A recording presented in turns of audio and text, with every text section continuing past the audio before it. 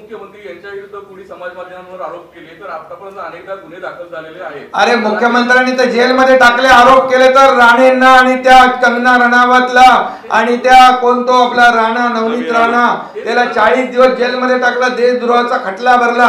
तेच मला विचारायचे तर फडणवीस साहेबांवरती असे आरोप झाल्यानंतर जरांगे विरुद्ध आपण गुन्हा दाखल करणार आहात का? सगळं कायदेशीर, ज्या बाब मी मगाशीच म्हटलं, कायद्यापेक्षा कुणी स्वतःला मोठं समजू नये. संयम ठेवलेला आहे सरकारने, संयमाचा अंत पाहू नका. दुसरा प्रश्न असा आहे की तुम्ही 2.5 वर्षाच्या काळात सुप्रीम कोर्टाने आरक्षण टिकवलं नाही, महाविकास आघाडी सरकारने असं म्हणाला होता. त्या सरकारमध्ये राष्ट्रवादी काँग्रेस पक्ष सामील होता आणि त्याच्यात अजितदादा पवार हे उपमुख्यमंत्री होते. हा, मग काय झालं? त्याच्यामध्ये कुठं एक अजितदादा पवार काय उपसमितीचे अध्यक्ष होते का मुख्यमंत्री होते? असं नाही, पण पक्षीय अरे असं काय, तुम्ही बघा, आरक्षण जे टिकलं हायकोर्टामध्ये, सुप्रीम कोर्टामध्ये टिकलं नाही का? याचं कारण जे आहे हे तुम्हाला माहित आहे, सगळ्यांना माहित आहे.